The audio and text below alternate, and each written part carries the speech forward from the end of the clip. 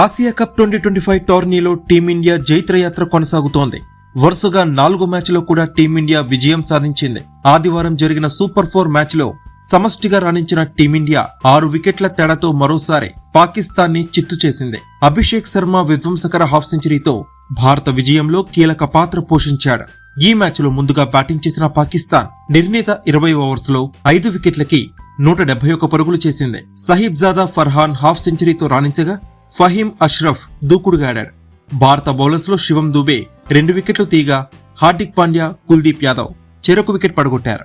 Team India ఫీల్డర్లు ఈ match లో 4 క్యాచ్లు వదిలేయడం పాకిస్తాన్ కి కలిసొచ్చింది.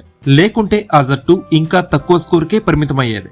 19వ ఓవర్లోనే 4 వికెట్లు కోల్పోయి 174 పరుగులు చేసి 7 బంతులు మిగిలి ఉండగానే గెలుపొందింది.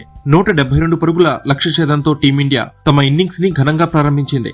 మరోసారి అభిషేక్ శర్మ తాను ఎదుర్కొన్న తొలి బంతినే సిక్సర్ గా తరలించాడు. షాహీన్ అఫ్రీది, అబ్రర్ అహ్మద్, సైమ్ అయ్యూబ్లతో పాటు హారిస్ రౌఫ్లని అభిషేక్ శర్మ చితక్కొట్టాడు. అతనికి పోటీగా శుభ్మన్ గిల్ కూడా చెలరేగడంతో పవర్ ప్లేలో భారత్ వికెట్ నష్టపోకుండా 69 పరుగులు చేసింది. అనంతరం మరింత దూకుడుగాడిన అభిషేక్ శర్మ 24 బంతుల్లో హాఫ్ సెంచరీ పూర్తి చేసుకున్నాడు. శుభ్మన్ గిల్ సైతం బౌండరీస్ తో చెలరేగడంతో 9వ ఓవర్లోనే భారత్ 100 పరుగుల మార్క్ ని అందుకుంది. ఇక హాఫ్ సెంచరీకి చేరువైన శుభ్మన్ గిల్ ని ఫహీం అష్రఫ్ క్లీన్ బౌల్ చేశాడు. దాంతో తొలి వికెట్ కి నమోదైన 105 పరుగుల భాగస్వామ్యానికి తెరపడింది.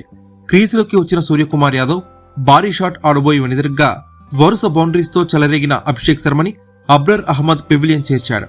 బ్యాటింగ్ కి వచ్చిన సంజు తడబడ్డాడు.